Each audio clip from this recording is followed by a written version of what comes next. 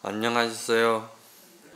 예, 여러분들 이렇게 초하루날 절에 오셔가지고 기도도 하시고 또 부처님 전에 여러분들 발언도 하시고 발언하는 가운데 여러분들의 또 원력도 더 다져지고 참 이 초하루 법회 기도가 대단히 중요하고 좋습니다. 그리고 여러분들께서 이 초하루날 절에 오시면은 참 부처님의 그 진리의 경전 법문을 여러분들이 들으시면서 참 백천만급에도 마음 다스리는 법문 듣기가 대단히 어려운 것인데 어찌 내가 과거생에 복이 많아가지고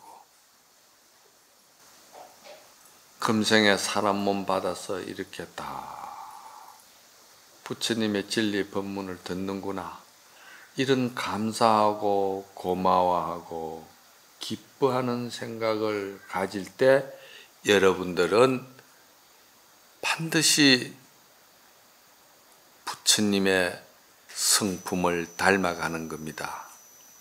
사실은 21세기 들어서면서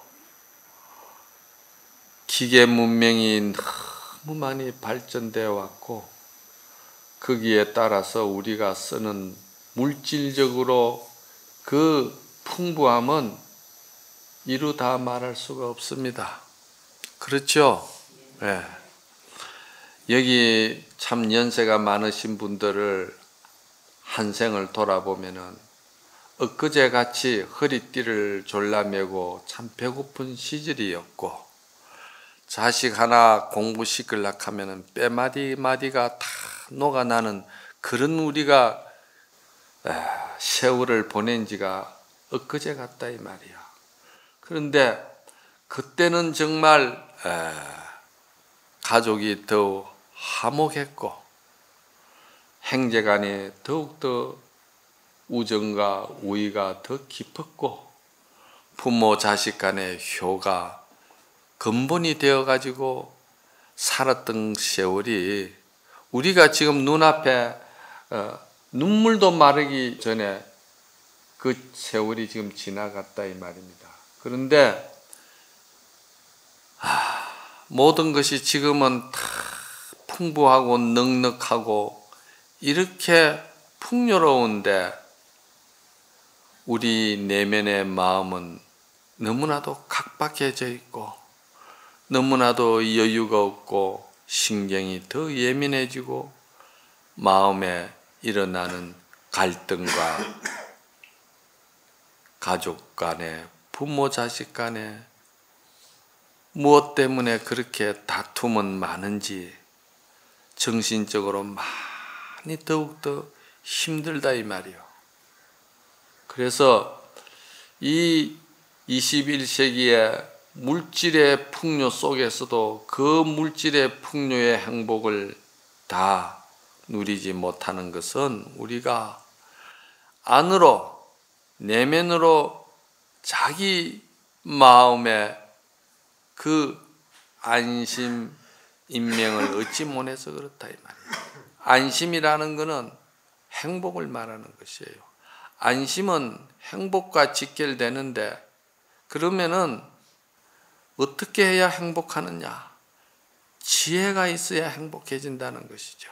그럼 그 지혜는 부처님 말씀을 빌려서 여러분들이 많이 닦아야 되고 공덕을 지어야 되고 거기서 지혜가 생기는 거다 이 말이죠. 이 원리가 아주 단순해요. 복잡한 게 아닙니다. 여러분들이 정말 부처님의 말씀을 깊이 새기면서 내 내면의 정신세계가 다툼이 없어야 돼요. 밖으로 오는 물질보다도 자기 내면에서 일어나는 그 갈등과 그 다툼은 정말 무서운 거예요. 그래서 21세기에 들어서면서 가장 큰 국민적인 큰 한란은 뭐냐? 앞으로 정신질환이라는 거예요. 앞으로는 이 정신질환이 굉장히 무섭게 인간 세상에 큰 한란을 불러온다는 것이죠.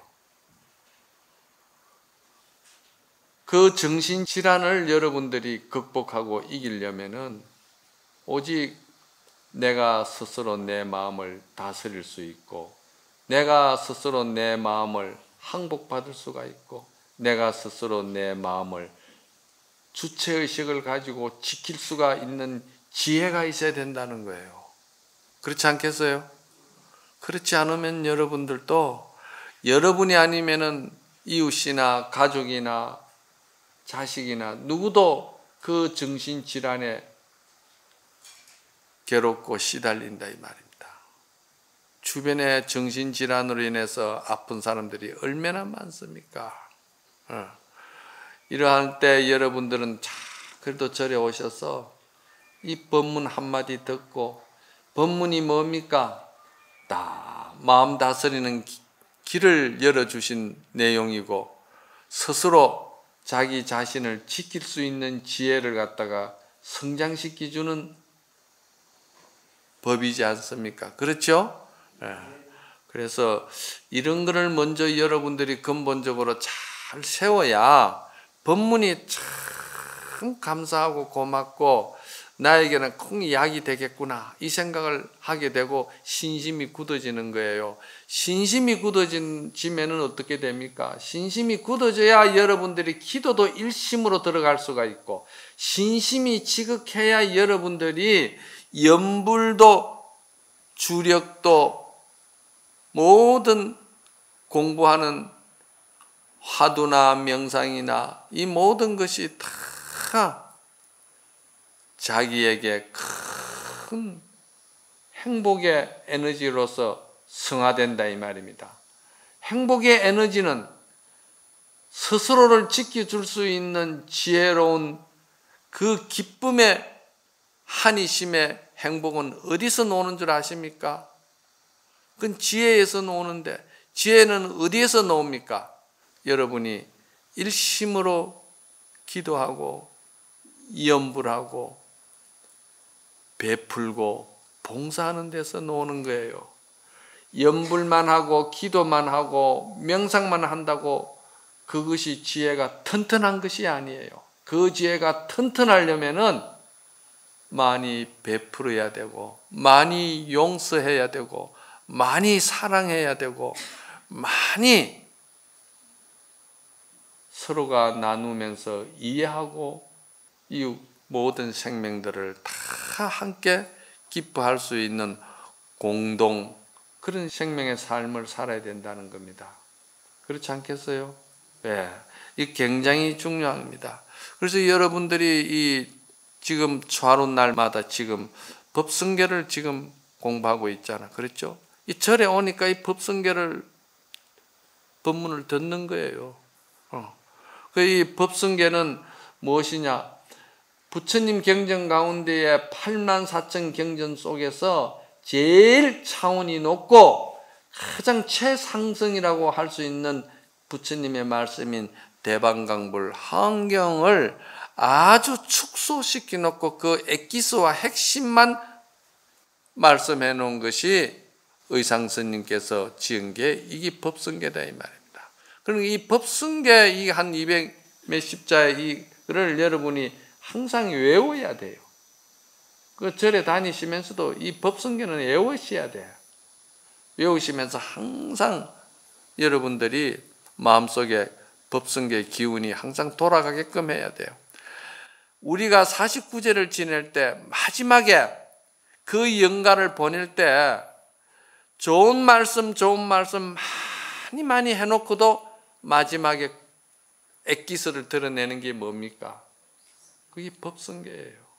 법성계를 돌면서 영가님에게 그 마음을 깨칠 수 있다. 그 윤회의 고통의 사슬에서 벗어나서 영원한 극락세계로 갈 수 있게끔 하는 그 내용들이 다 이 법성계에 들어있다 이 말입니다. 그런데 오늘 그 법성계 내용 중에서 먼저 시간에는 진성심심 극미묘 불수자성 수연성까지 하고, 오늘은 일중일체 다중일 일적일체 다적일 이렇게 나갑니다. 일미진중 함시방 일체진중 여겨시라 그랬거든요. 일중일체 다중이라는 말은 번역을 하면은 하나 속에 일체가 있고 일체가 하나 속에 다 들어있다는 뜻입니다. 일중일체 다중이라는 말은 하나 속에 일체가 있고 일체 속에 하나가 있다 이런 말입니다. 그러면 하나라는 것이 그러면 무엇이냐 이 말이요. 부처님의 이 말씀, 경전의 말씀은 모두가 다 유심법입니다. 유심이라는 것은 오직 유자, 마음심자, 오직 우리 마음 세계를 가지고 이야기하셨지 마음 세계 벗어나서는 한마디도 하신 적이 없어요. 84,000대장경이 전부 다 유심법입니다. 심법이라. 그래서 84,000법이 어디로 돌아가느냐? 마음심자 하나로 돌아간다고 그러는 거예요. 그래서 마음의 세계를 갖다가 열어 보이고 말씀하시는 건데, 여기서 일이라는 말이 나오잖아. 그렇잖아요? 일중일체 할 때 일이라는 말이 나오잖아. 그 일이라는 말은 여러분들이 금강경을 저에게 강의를 많이 들으면서도 그 일이라는 말은 무엇과 같으냐면은 지혜를 말하는 거예요. 그 지혜의 상징이 누굽니까? 문수보살이잖아요. 그렇잖아요? 그래서 문수 지혜를 말하는 겁니다. 그러면은 이 문수 지혜를 학술적으로나 학문적으로는 뭐라고 그럽니까? 이거를 지혜를 진공이라고 그러잖아요. 공이라고 그러잖아요. 공은 항상 지혜를 말하는 거예요. 왜 공이 지혜냐? 텅 비었다는 말은 일체 모든 사심이 없다는 것이고 일체 모든 번뇌가 없다는 것이고 일체 8만 가지의 모든 말이지 내 마음에 일어나는 다툼의 욕망의 경계가 텅 비었기 때문에 그것만큼 세상에서 아름다운 것이 없고 그것만큼 세상에서 가장 불변하는 것은 없다는 거예요. 딴 거는 다 생각을 일으켰기 때문에 변하게 돼 있어요. 망상으로 가지고 만드는 것이기 때문에 변하게 돼 있어. 그런데 이거는 잡티가 하나도 없고 잡념이 없고 오직 텅 비어가 있기 때문에 텅 비가 있는 허공이 어떻게 늙음이 있고 텅 비가 있는 허공이 어떻게 병들 수가 있고 텅 비어 있는 허공이 어떻게 무너지느냐 이 말이야. 그거를 우리가 청정한 것이다 그러고 그거를 우리는 문수지혜다 그러고 그거를 우리가 진공이라 그러고 그렇잖아요. 말이 다 다르다 뿐이지 이 개념 정리가 잘 돼야 어디 가서 법문을 들어도 여러분들이 법문의 그 진술을 찾아낼 수가 있고 이해할 수가 있어요. 나도 이 차를 타보니까 전에 운전할 때는 그렇지 않은데 요즘은 이제 조금 불편해서 운전을 내가 직접 안 하니까 다른 사람이 운전하는 걸 타고 가면서 여기가 어디야? 어디 지나갑니다. 하면 그 근본을 모르니까 어디서 어디로 해서 이게 이리 들어왔다는 걸 모르니까 그건 10번, 1000번 여기가 어디라 해도 다음에 가면은 또 생소해버려. 그 길을 못 찾겠어. 그건 왜냐? 내가 처음부터 요거는 어느 길을 찾아서 어느 터널을 지나서 어느 동네를 지나서 지금 이렇게 왔다고 하면은 어디라 하면 요렇게 왔구나 하는데 그게 근본 그 길 노정을 모르니까 어디라고 해본들 다음에 찾아가라 하면 못 찾아가는 거예요. 거기가 뭐라 하던데 그게 어디로 해서 갔는지 나는 잘 모르겠다. 그렇게 되는 거예요. 그것과 같이 법문도 이 용어와 이 그 법문의 이 쓰는 이런 언어가 있잖아요. 그래 지금 말했듯이 문수지혜라든지 진공이라든지 그렇죠?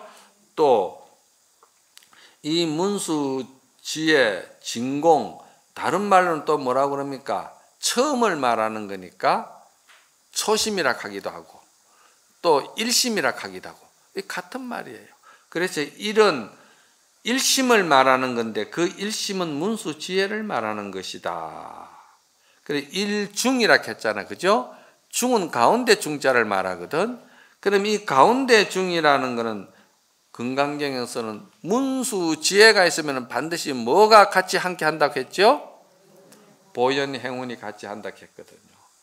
문수지혜와 보현행운은 손바닥과 손등과 같다고 그랬죠. 나눌 수 있습니까? 못 나눕니다. 나누면은 이게 손은 못 쓰는 손이 되어버리는 거예요. 그렇잖아요? 어떻게 나눌 수가 있어요? 손바닥과 손등을 어떻게 나누느냐고. 이건 하나인 거예요. 그래서 이런 예를 들어서 손등이라 한다 하면은 중은 뭐냐? 손바닥이라 이 말이에요. 그럼 손바닥을 왜 손바닥이냐? 손바닥은 모든 것을 다 쥐고 용도가 다양하잖아. 그렇죠? 다양하죠. 지가 아무리 다양한데 손등이 없으면 지가 그 다양함을 쓸 수 있나요? 못 쓰죠. 그러니까 진공된 바탕에서 보현행운이 나와야 그것은 서로가 조건 없는 사랑이 되고 조건 없는 베품이 되고 조건 없는 서로의 자비가 되고 다 그렇게 생명의 상생이 되는 길이다 이 말입니다. 그래서 여기서 중은 보현행운을 말한다 이 말이야. 그래서 보현행운을 어떻게 우리가 이야기할 수 있느냐? 보현행운은 그대로 부처님의 마음 씀씀이를 말하는 것이고 부처님의 살아가는 한평생의 삶의 모습이었고 그렇게 생각하시면 돼요. 보현행운을. 자, 그렇게 생각하셔서 이와 같이 보는 것을 갖다가 또 학술적으로 말할 때는 중도다, 중도 정견이다 이렇게도 이야기를 하는 거예요. 그럼 뭐 이렇게 뭐 학술 용어는 안 배워도 그래 일심은 문수지혜를 말하는 것이고 중은 중도는 보현행운을 말하는 것이다. 뭐 간단하잖아, 그렇죠? 그렇게 생각하시면 되는 거예요. 그런데 이제 이거를 원효 스님 같은 분들은 우리가 왜 일과 중을 갖다가 나누지 않고 하나가 돼야 된다는 것이 중요하냐면은 마음과 경계는 여여해야 된다고 그러는 게거든요. 그러니까 아까 제일 첫물에 제가 말씀을 드린 거예요. 아무리 물질이 풍부한다 하더라도 그 풍부한 물질을 접하면서 우리가 풍부한 물질 속에서도 내 마음이 안 편하고 내 마음이 괴롭고 내 마음이 불안하면은 그 많은 물질도 전부 다 내에게는 귀찮은 존재고 의미가 없는 존재가 되어버려요. 그렇잖아요? 삶의 의미를 모르는 사람은 물질이 암만 풍부해도 그게 별로 중요하게 느껴지질 않는다 이 말이에요. 그래서 마음과 경계는 물질을 말하는 것이고 마음은 자기의 심중의 지혜를 말하는 것이다. 요걸 먼저 이렇게 생각하시면 되겠죠. 예. 자, 그래서 일중이 일과 중이 말이지. 문수지혜와 보현행운이 다 일체가 다 하나 속에 다 갖춰지가 있다. 그러면 이거는 문수지혜 속에 보현행운이 갖춰지가 있고 보현행운이 그대로 문수지혜를 바탕한 것이다. 이렇게 생각하면 되는 거예요. 이 짧은 글 안에 이렇게 제가 설명을 하니까 뜻이 아주 많잖아. 그렇죠? 이 또 뜻을 많이 들어야 여러분은 또 이해가 가요. 그냥 일중일체 다중일 하면은 그게 무슨 말인지 잘 모른다 이 말이야. 부처님 말씀이 이렇게 좋은 뜻을 가지고 있는 것을 여러분이 자꾸 법문을 들어야 돼. 절에를 10년, 30년, 50년을 다녀본들 부처님 말씀 모르고 자기 마음 지혜 하나 밝힐 줄 모르고 만날 가서 절에 가서 엎어지기만 하고 그래가지고 잘하면은 손금이나 한번 봐달라고 하고 잘하면 어떻게 뭐 그냥 그렇게 해가지고 10년, 50년 절에 다녔다고 그 불교냐 이 말이야. 부처님 법하고는 전혀 상관없는 인생을 산다 이 말이요. 그러니까 이 법문이라는 건 대단히 중요한 거니까 그래야 아시고, 자 여기서 그러면 문수와 보현행원이 무엇과도 같으냐? 일이라는 말은 문수지혜라고 했고 또 그 중이라는 말은 보현행원이라고 했는데, 일은 무엇이냐? 일은 물과 같은 거예요. 비유를 하자면 자꾸 이제 제가 이제 이해하기 좋게끔 자꾸 비유를 자꾸 이제 들어가는 거예요, 지금 여러분들에게. 그러니까 일은 아까는 이제 문수지혜라 했는데 좀 우리가 이제 사물을 가지고 비유를 해보자 이 말이야. 일은 뭐냐? 물과 같은 것이라는 거야. 물은 뭐 더러운 물이나 깨끗한 물이나 시궁창물이나 무슨 물이나 물은 똑같아요. 그런데 그 이제 쓰는 용도가 달라진다는 거 아닙니까? 그렇죠? 더러운 물을 갖다가 행주로 쓸 수는 없잖아요. 그렇죠? 그런데 물이라는 입장에서는 똑같다. 물이라는 입장에서 똑같다는 말은 뭐냐면은 더러운 물이나 깨끗한 물이나 시궁창물이나 그 물은 말이죠. 젖는 성품은 똑같다는 거예요. 젖어드는 성품은 똑같다. 그러니까 물의 속성이 뭐냐? 젖는 것이다 이 말이야. 젖는 것은 뭐냐? 우리 마음이 가장 깊은 곳에 왕으로서 자리하고 있는 건 뭐냐? 지혜다 이 말입니다. 그게 지혜가 물로 말하면 젖는 성품이라. 그러면은 그 물이 말이지 수증기가 돼서 구름도 될 수가 있고, 그렇죠? 또 뭐가 됩니까? 비도 될 수가 있고, 또 뭡니까? 눈도 될 수가 있고, 여러 가지로 다 되죠. 그 천만 가지가 된다 하더라도 그건 결국은 근본은 뭡니까? 물이라는 거예요. 그러면 여기서 보현행운이라는 말은 구름이 될 수도 있는 거예요. 그렇잖아요? 왜 구름이 되냐면 구름이 이 온유월에 더울 때 뭉게구름이 피어오르는 걸 보면 그 구름만 쳐다보도 마음이 넉넉해요. 동심으로 돌아가는 거예요. 그렇잖아요? 또 하얀 저 먹고 눈송이가 그 푸른 솔가지 위에 사복하게 앉았을 때 그 푸른 솔과 눈이 안 어울릴 것 같은데도 덮어놓으면 얼마나 어울리고 좋아요. 이 보현행운이라는 것은 같은 마음인데도 마음은 근본은 지혜인데 지혜로 가지고 이렇게 잘 쓰면은 말이지, 보현행운은 가는 곳마다 모두가 형님한테 가면은 참으로 믿음스러워지고, 부모님한테 가면 효도스러워지고, 부부간에 가면은 너무 사랑이 금실이 좋아지고, 이게 전부 다 구름이고 비도 되고 하는 말은 한 마음을 가지고 쓰는데 부모간에는 효도가 되고 형제간에는 우애가 되고, 그렇죠? 이건 다 응용을 하면 똑같은 거예요. 이해가 잘 갑니까? 쉽잖아. 이래도 이해가 안 가나? 예? 마음 가지고 다 하는 일이잖아. 예? 그러니까 그 마음 가지고 하는 일인 게 그 마음이 얼마나 중요합니까? 중요하기 때문에 문수지혜가 근본이 되어야 된다 이 말입니다. 문수지혜가. 그렇죠? 그래서 이거를 여러분들이 잘 한번 비유로 하면서 생각을 하셔야 돼요. 그래야 안 그러면 잊어버려. 아, 이 구름 비유하는 걸 잊어버리는데 또 뭐라 하더라. 그러면은 그때는 문수지혜는 24순금을 말하더라. 그러면 24순금이다. 24순금은 변함이 없지요. 천년 만년 가도 안 변해. 그런데 그 순금이 그냥 있으면 되겠어요? 팔찌도 만들고 목걸이도 만들고 귀걸이도 만들고 뭐 다양하게 만들잖아요. 그럼 보현행운이야. 왜 그러냐? 팔에 가야 팔이 이뻐지잖아. 손에 이어가야 손가락이 더 이쁘잖아. 그렇잖아요. 그래서 이불로 뭐 이야기할 때도 이거 봐라. 요래 들고 일하는 거요.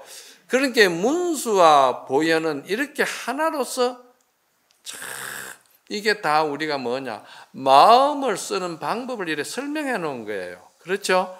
그래서 이거를 다른 말로 뭐라고 합니까? 일적일체 다적일이라 했거든. 그 다음엔. 그렇죠? 그러면 하나가 곧 일체고 여러 가지다 이 말이지. 일체라는 말은 하나가 곧 여러 가지고 여러 가지가 결국은 또 하나로 돌아간다는 것이죠. 그건 뭔 말이냐? 구름도 눈도 그 무엇도 결국 돌아가는 것은 어디입니까? 물로 돌아가잖아요. 또 팔찌도 또 뭐 목걸이도 뭐도 전부 돌아가는 건 어디입니까? 금으로 돌아가죠. 효도도 부부간의 사랑 정도 행정간의 우애도 이 모든 행복에 돌아가는 것은 어디입니까? 마음이잖아요. 그래서 일적이 일체가 전부가 하나다. 그 뭔 말이냐면 모든 것은 다 마음이다 이 말이야. 마음이 근본이다. 그러니까 절에 가면은 마음 다스리는 법을 배워야 되고 마음 공부를 해야 되고 마음을 밝혀야 된다고 하는 것이 절에 오는 근본 이유입니다. 그거를 모르고는 자꾸 뭐 절에 다니면 1000번 만번 다니면 뭐 합니까? 그래. 그렇지 않겠어요? 네. 그래서 우리가 이런 것들이 전부 다 마음이라는 그 문을 갖다가 확 여는 방법이 염불이요, 기도요, 또 저 뭡니까? 봉사하는 것이요, 베푸는 것이요, 사랑을 하는 것이요. 이게 전부 다 이 마음을 이런 보현 행운으로 많이 쓰면은 그 마음이 근육이 없는 것 같아도 금방 일어나는 새싹과 같아가지고 알기만 하고 실천이 안 따르는 거는요, 경계를 만나면 휘떡 자빠져 버려요. 그게 이게 굉장히 중요한 거라. 여러분들이 여기서 아무리 많이 들었어도 실천할 수 있고 원력이 없고 해야겠다는 자기 의지가 약한 사람은 그 싹이 흙을 가지고 북도움을 안 줘가지고 바람이 조금만 불어도 휙 쓰러져 버려요. 그 절에 와서 들어본들 그게 별 의미가 없다 이 말이요. 알기만 하면 뭐 하느냐. 그렇죠? 그러니까 이거는 듣는 가운데 여러분들이 그 알미 행복으로 돌아가고 자기의 그러한 자기의 그 참 기쁨으로 돌아가려고 인격으로 돌아가려면은 여러분이 흙을 가지고 북도와 주듯이 선행 봉사를 많이 해야 된다 이 말이야. 기도 염불하는 것은 지혜를 밝히는 것이요. 그 지혜를 갖다가 더 밝게 하고 지켜주는 것은 봉사하고 베푸는 보현 행운이다. 이 두 가지가 하나라도 빠지면 안 된다. 요걸 잘 아시면 되겠죠. 예. 그래서 우리가 삶을 살아가는데 순경계, 역경계가 계속 이 두 가지만 왔다 갔다 하는 거예요. 순한 경계가 있고 어려운 역경계가 있고 두 가지 아닙니까? 그 순한 경계 때는 어떻게 합니까? 순한 경계 때는 근본 지혜를 항상 생각해야 되고 그 역경계죠. 이제 순한 경계가 또 올 때는 보현보살을 생각해야 되는 거라.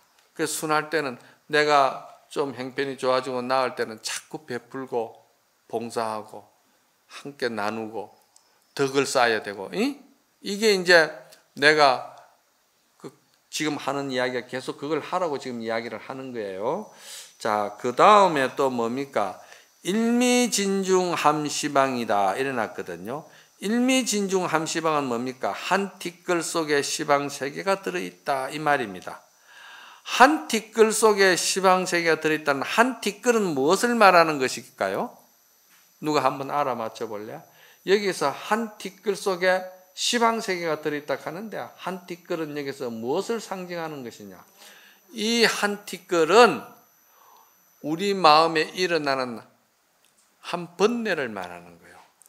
그렇잖아요? 번뇌는 어디서 일어납니까? 아니에요. 마음은 이래나 저래나 경계를 만나면 일어나는 거예요. 그런데 번뇌라고 우리가 이름을 붙이는 것은 집착을 말하는 거예요. 집착은 왜 일어납니까? 욕심 때문에 일어나잖아요. 그러니까 욕심을 항복 못 받으면은 집착이 생기고 집착이 생기면은 구속을 당하니까 그렇잖아요. 집착하면 발이 묶이잖아. 그러면 괴롭고 고통스럽잖아. 그렇죠? 그러면은 거기에서 아주 창의롭고 그 기발한 아이디어로 인한 그 말이지 예술이나 뭐 아름다운 그 어떤 작품이 나올 수가 있나? 안 나온다. 그 뭐 지 혼자 괜히 육도 배설하는 거지, 마음이 비어가지고 묶인 데가 없어야 활달한 것에서 이 아주 보통 사람이 생각할 수 없는 그런 그 최고의 예술가 작품도 나오는 것이지, 인생도 인격도 거기서 나오는 거예요. 욕심만 가지고는 절대 안 됩니다. 그래서 일미진중이라 이 말이야. 한 티끌 가운데에 시방이 다 들어있다, 이런 말이거든요. 한 티끌 가운데 시방이 다 들어있다는 말은 한 생각이 일어나는 것과 동시에 그 한 생각이 어떤 속성을 가지고 일어났느냐, 요거에 따라서 단디 보세요. 지옥도 일어나고요. 예? 또 뭐가 일어납니까? 악의도 일어나고요. 또 축생도 일어나고요. 아수라도 일어나고요. 그리고 인간 세상 몸도 받고요. 또 천상에도 태어나고요. 또 수행하는 데는 성문 영각 보살도 되고요. 또 부처도 되고요. 이래서 10가지 세계가 벌어진다 말이에요. 그 10가지 세계가 한 생각 일어나는 데서 벌어지는 거야. 알았어요? 그런데 그 한 생각이 조금 전에 말했듯이 문수와 보현 행운의 생각으로 한 생각이 모양을 뚫고 일어났으면 그거는 영원한 항상 불변하는 부처의 세계라. 항상 세세생생 나고 죽고 한다 하더라도 그는 극락에서 왔다 갔다 하는 거예요. 그런데 이게 불법도 모르고 아집만 생기고 아만만 생기고 욕심만 생기고 저 우물 안에 깨구리처럼 지만 제일이라고 자꾸 생각하고 그렇게 하면은 그건 뭡니까? 번뇌잖아. 그렇죠? 그 번뇌를 여기서는 뭐라고 했습니까? 한 티끌이라고 이야기를 했거든. 그러니까 한 티끌 가운데에 시방이 다 먹어먹다 하는 거나 한 티끌 한 생각 속에 이 지옥악이 축생 10가지 세계가 다 벌어졌다는 거예요. 그래서 지옥이라는 게 딴 게 지옥이 아니고 집착으로 인해서 남을 해치겠다 또 미워한다, 이게 전부 다 지옥이에요. 지옥이 뭐 다른 게 지옥입니까? 옛날에 그 일본의 그 백년종의 그 스님이 이 법문을 하니까 무사가 말이죠. 그 스님에게 물었어요. 스님,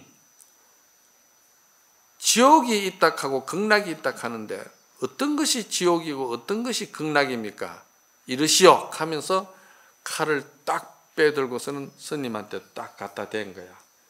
그러니까 스님이 하는 말이, 네가 나에게 칼을 들이대고 나를 죽이려고 하니 너도 축생이고 나는 지옥이다. 축생이니까 죽이려고 하는 거 아니겠어요? 나는 죽음을 당하니까 괴로우니까 지옥이고 너는 축생이고 나는 지옥이다. 그리고 지옥 축생 두 세계가 벌어진 거 아니에요? 그렇죠?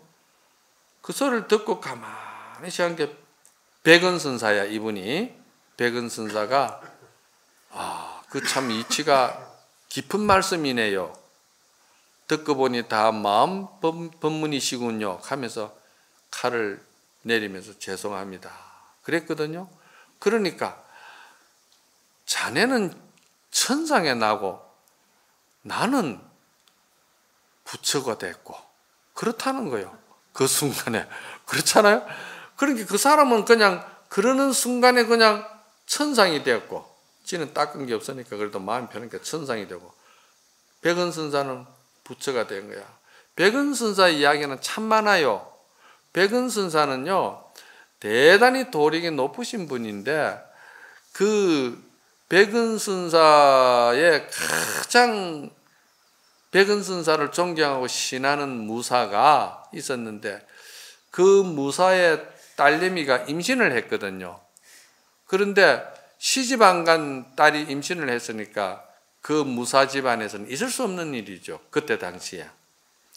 그러니까 그때 당시에는 무사가 그냥 저게 왕의 자리에 올라갈 정도로 그 서열에 있기 때문에요. 천황의 자리에 올라갈 서열이잖아요. 그러니까 그 집안에 딸이 결혼 다녔는데 뭐라 합니까? 임신을 했으니까 부끄러운 일 아닙니까?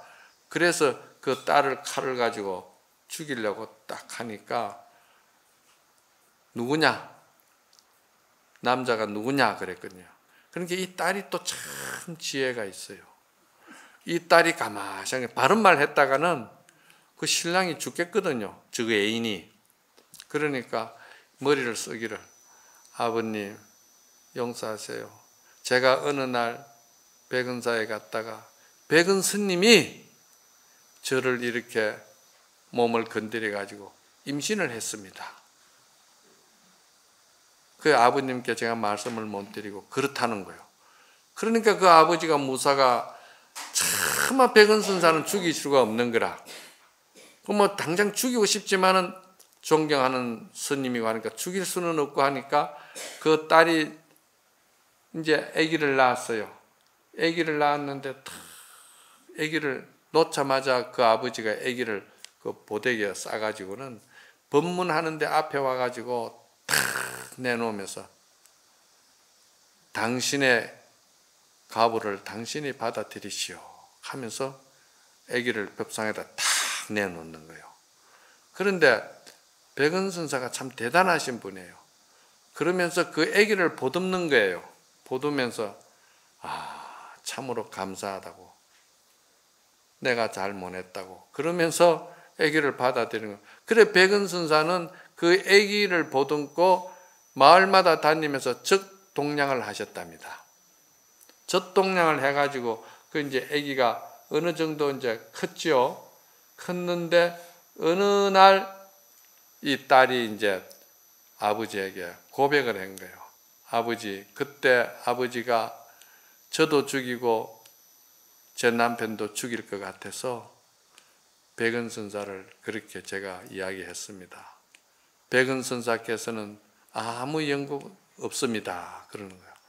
그래가 이제 그 유명한 이야기입니다. 그렇듯이 우리가 한 생각을 문수 지혜로서 보현 행운의 그런 불법 가르침의 원력으로 여러분들이 일상생활에 인격을 갖추고 하신다면은 지옥 천당 또는 말이지 아기 축생 천상 극락 부처가 어디에 있겠습니까? 다 여러분들의 마음 한 생각에 있는데 이 한 생각 속에 있는 이것이 내생까지 갈 거 뭐 있습니까? 금생에 여러분들이 다 빨리 해결해야지. 마음 깨쳐야지. 그렇잖아요? 이게 그만큼 중요하다 이 말입니다. 그리고 일체진중 여get이라고 그랬잖아. 그죠? 일체진중 여get이다. 한 티끌 가운데에 일체가 다 그 속에 있는 것이고 일체가 다 한 티끌로 돌아간다 이 말이거든. 그렇잖아요? 그러니까 티끌이라기보다는 한 생각으로 돌아간다. 한 생각이 일체 모든 이 세계가 벌어지는 것이고 일체 모든 세계가 거두어지니까 한 생각으로 돌아간다. 요건 비유를 하면은 뭐냐면은 허공에 달이 하나 있는데 허공의 달은 하나의 본체잖아. 그렇죠? 두 개 없지. 허공에 달이 두 개 있을 수가 없잖아요. 그런데 물은 말이지 호수가 수천 개가 되면은 달은 수천 개가 뜨는 거예요. 그렇죠? 그러면 수천 개가 나중에 하나로 창공의 달로 돌아가려면은 어떻게 됩니까? 달이 지고 나면은요 수천 개의 그 달, 물에 뜬 달들도 다 없어지는 거예요. 그렇잖아요? 그래 옛날 선사들은 시를 써도 그 우물에 떠 있는 달이 너무 보기 좋아가지고 물동에다가 떡 담아가지고 떠가지고 그래 이니까 물동이 위에 달이 동동동동동동 떠더라는 거예요. 그래서 이거를 갖다가 집에 가져가가지고 그 달을 삐졌어. 달을 삐져가지고 참 맛있게 하려고 부엌으로 떡 들어갔더만 쏟으니까 달이 없어져 버려. 그 뭐냐? 보현 행운이 문수지혜로 싹 스며버리더라 이 말이요.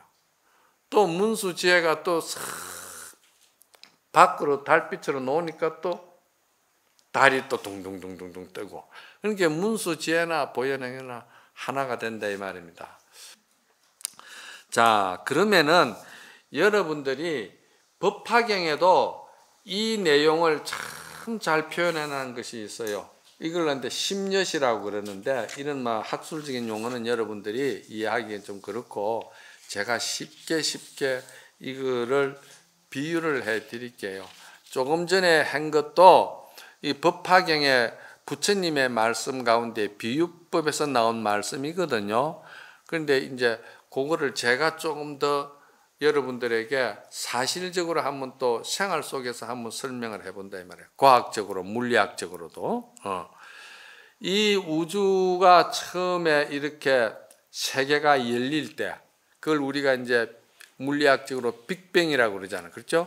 이 우주가 순간적으로 한 에너지가 압축된 게 터졌을 때, 그 터진 기운으로서 점차 퍼져나가면서 수천 수만 개의 달이, 별이 생기고 태양이 생기고 이 세상이 벌어진 게거든요. 그것은 처음에 터질 때, 폭발할 때 그 기운이 어마어마했다는 거예요. 그때는 어떤 생명도 거기에는 붙을 수가 없는 것이죠. 아주 에너지가 압축돼 가지고 이렇게 덩어리가 하나 된 것이 더 이상 압축될 수가 없어서 터져버리는 거예요. 중생도 그렇잖아요. 참다 참을 수 없으면 그냥 터져버리듯이 막 산수 갑산을 가더라도 막 싹 넘으면 그냥 터지고 산다는 거예요. 그래도 이 양반은 그래 안 난다 카대. 양반은 벌벌 떨면서도 참는다 카대. 그 이제 이 이야기하고는 상관없는 이야기인데, 그래서 이 에너지 빅뱅이 터짐으로 해서 그 기운으로 이 우주가 팽창이 되면서 수천 수만 개 별과 달과 해가 이렇게 생겨 나왔다는 거예요. 거기서 이렇게 생겨 나오는데, 그러면 처음에 생겨 나와 가지고 거기서 생명이 어떻게 살았을까? 처음부터 여러분들처럼 잘생긴 사람이 나왔고 이래 아름다운 꽃과 이런 것들이 다 있었을까? 그때는 없었겠죠. 그렇잖아요? 그냥 하나의 에너지 기운이 폭발한 것뿐인데 없잖아요. 그런데 거기에 아주 자연스럽게 이 생명세계가 움직이기 시작하는 거예요. 그 움직이기 시작하는데 그 움직이게끔 해줄 수 있는 것은 누가 했느냐? 이 대자연 속에 그 에너지가 폭발하면서 거기서 가스도 나오고 이제 예를 들어서 여러 가지 기운이 형성이 될 거 아닙니까? 그 기운으로 인해서 떨어져 나온 불덩어리가 식기도 하고, 식으면은 또 어찌 됩니까? 식으면은 연기가 나죠. 연기가 나면은 거기서 짐이 나죠. 짐이 나면 그런 것으로 인해 가지고 뭐가 생깁니까? 구름이 생기죠. 구름이 생기면 또 뭐가 생깁니까? 비가 생기죠. 이렇게 지구가 처음에 생기는 거예요. 지구가 그런 것이 아니라 우주가 그렇게 발전해 온 거예요. 이걸 이제 진화론이라고 그러는데, 그렇게 이 생명체가 발전해 오는 거예요. 발전해 오는데, 예를 들어서 이런 말이지, 불덩어리 하나가 거기서 떨어져 나왔을 때 이것이 식으면서 여기서 짐이 나고 습기가 나고 이래가지고 이게 이제 이 하나만 비유를 들어서 그렇지 수천 수만 개가 안 그렇겠습니까?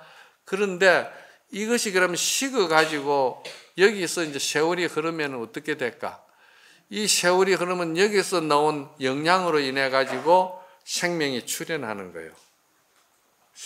생명이 여기서 출현되는 거야. 이 불덩이 속에서 인연으로 해가지고 출현하는데, 그 생명이 출현한 생명이 제일 먼저 생명이 뭐냐? 단세포. 즉 말해서 지금 우리가 말하는 미생물 같은 거 있잖아요. 그런 것들이 이제 생기는 거라. 그래 생기는데, 그 미생물이 지금도 있잖아. 그렇잖아요? 지금도 우리가 미생물이 농사 짓는데 얼마든지 많잖아요. 우리가 사람이 잔뜩 먹잖아. 그렇죠? 먹으면은 그것이 이제 우리가 배출해야 될 거 아닙니까? 그러면 그 배출하려고 하면은 그 배출한 거, 그 더러운 걸 누가 청소해주고 누가 치워주고 그걸 누가 환경 작업을 해줍니까? 미생물이 해줘요. 미생물이. 그럼 그 미생물이 우리하고 다르다. 그렇다고 해서 그 미생물을 우리가 함부로 할 수 있습니까? 부처님 말씀은 다 종교에서는 사람을 죽이지 말라 했지만 부처님은 이 진리의 원리를 아셨기 때문에 살생하지 말라고 그런 거예요. 그 차원이 달라. 좀 깊이 들어가면은. 그래서 이 미생물이 자꾸 살아가기 위해서 그 엄청난 작업을 하는 거예요. 그렇죠? 작업을 하는 거라. 그런데 미생물을 갖다가 우리는 먹을 수는 없잖아요. 그렇죠? 그런데 미생물은 또 그걸 먹으면 미생물이 또 분비하는 게 있어요. 미생물이 또 분비를 하거든요. 그 분비가 어디로 갑니까? 우리 생명으로 들어오는 거예요. 왜 들어오느냐? 그것이 결국은 거름으로 나가고 상추밭에 가면 상추가 되고 또 배추밭에 가면 배추가 되는 거예요. 상추, 배추가 뭡니까? 그것이 미생물의 분비로서 다 되는 거 아닙니까? 그러면 그 분비물을 상추가 되고 배추가 됐는데 그 상추 되고 배추는 또 누가 먹습니까? 우리가 먹잖아요. 그러면 이게 어떻게 됩니까? 간단한 단순한 내가 방법으로 이야기를 하는데 이게 생명sek의 전부 다 순환이라는 것이죠. 이걸 더 확대 해석하면 어떡할까요? 미생물뿐 아니라 사람뿐 아니라 수천 수만 가지가 서로 상생시키면서 순환하고 있잖아요. 확대 해석하면 이해가 갑니까? 무엇이든지 응용할 수가 있죠. 왜? 생명은 하나에서. 그러면은 이거를 갖다가 우리가 지금 물리학자나 고고학자들이 지금으로부터 70억 년 전, 130억 년 전 그 우주가 폭발할 때 그때 그 일들을 지나온 진화를 어떻게 알까? 아는 길이 있어서 아는 거예요. 그 길이 뭐냐 하면은요, 이 돌, 이거 아까 이야기했죠? 처음에 떨어져 나온 돌. 이 돌을 가지고 분석을 하면은 이 돌이 몇 억만 년 전의 돌이고 이 돌 속에 들어있는 물리적으로, 화학적으로 이 모든 그 성분이 있죠. 성분을 분석을 해보면은 요거는 몇 억 년 전에 돌이 행성이 댕기고 거기서 또 몇 억 년 전에 또 이렇게 되고요. 전부 다 이게 다 분석이 나오는 거예요. 그래서 고고학자들이나 물리학자들은 이 모든 것을 갖다가 다 설명하고 이야기할 수가 있는 거예요. 그렇지 않고는 학자들이 이걸 알 수가 없어요. 모르는 거예요. 이게 다 전문성이 대단히 중요한 것이지. 그래서 여기서 하는 말은 내가 뭐냐면은 일체 진중에 하나의 이 돌 속에 1500억 년 전 진화되어 온 이 내용이 이 돌 속에 다 있다는 거예요. 알겠어요? 이걸 여러분이 이해가 안 가면은 여러분의 세포 하나 딱 띄면은 그 세포 하나 띄가지고 검사하면은 여러분들의 수백 천생 전의 조상 DNA가 그 세포 안에 다 들어있다니까. 똑같은 원리라. 무슨 말인가 알아요? 이 부처님 말씀이 대단한 거 아니야? 이게 여러분들이 그냥 간단하게 생각하면 안 돼요. 이 굉장한 진리의 법문이야. 그 이제 이해하시라고 내가 비유를 자꾸 드는 것이지.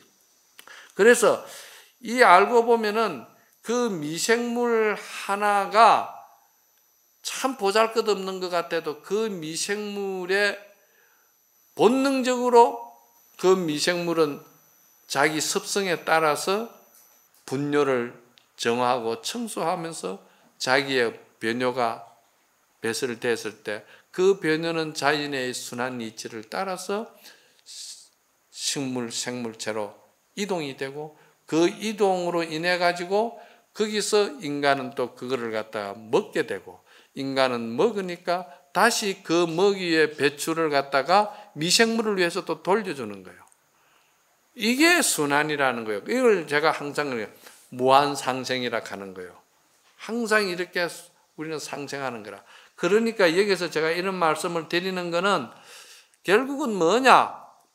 부모, 형제도 그렇고 부부 간에도 그렇고 모두가 우리가 이 만나는 인연마다 그 인연들이 나의 생명을 지켜나가고 성장시키고 이 생명이 살아가는데 무관한 인연이 없다는 거예요. 전부 다 관계가 있다는 거예요. 아시겠어요? 그러니까 누구에게든지 간에 베풀으라는 거예요. 빚을 갚으라는 거예요. 그게 내가 손해본다는 생각을 가지지 말고 내가 생명을 이렇게 살아오는데 알게 모르게 내가 모든 인연들에게 생명들에게 내가 다 빚을 졌다. 빚을 졌으니까 내가 빚을 갚아야 될 거 아니에요. 그래서 베푸는 거예요. 그 마음이 더 적극적이고 그 마음이 더 조건 없이 사랑스럽고 자비롭고 그걸 기쁘게 생각하면서 베푸는 사람을 뭐라 하느냐? 그걸 보살이라고 그러는 거예요. 그걸 보살이라 하는 거예요. 보살은 이런 이치를 아주 잘 아는 사람을 말하는 거예요. 대인이다 이 말이에요. 그러니까 생명은 전부 다 하나로 돌아간다. 그래서 오늘 여기서 말씀드리는 것은 하나 가운데에 일체가 있고 일체가 또 하나로 돌아가는 것이고 그리고 하나가 전부가 되는 것이고 전부는 또 하나가 되는 것이고 이 같은 내용이죠. 그죠? 일중일체 다중일 일적일체 다적일 일미진중 함시방 한 생각 한 티끌 속에 일체 세계가 다 들어있고 일체 진중에 여기시라 일체 모든 것이 한 생각 속에서 다 이루어진 것이다. 그러니까 이제 이게 이제 뭐냐면은 대방강불 하은경에 진수라 이런 구절이 진수라 이 말이야. 그래서 마음 한 생각이 참 이렇게 곱게 선하게 잘 피어나면은 이 세상이 전부 다 아름다운 만가지 꽃이 된다는 거예요. 왜 만가지 꽃이 될까? 여기는 여기대로 아름다운 꽃이고 저는 저대로 아름다운 꽃이고 전부 다 아름다운 꽃이라는 거예요. 전부 다 아름다운 꽃이라는 거예요. 내가 한 생각이 욕심과 지욕과 질투와 살생하는 기운으로 차면은 이 전부 다가 내한테는 원수로 보이는 거야. 알았어요? 원수와 친한이가 다 내 한 생각에 있다는 거 오늘 여기서 정리를 하도록 하겠습니다. 자, 그러면은 본문 마치도록 하겠습니다. 모두 성불하세요.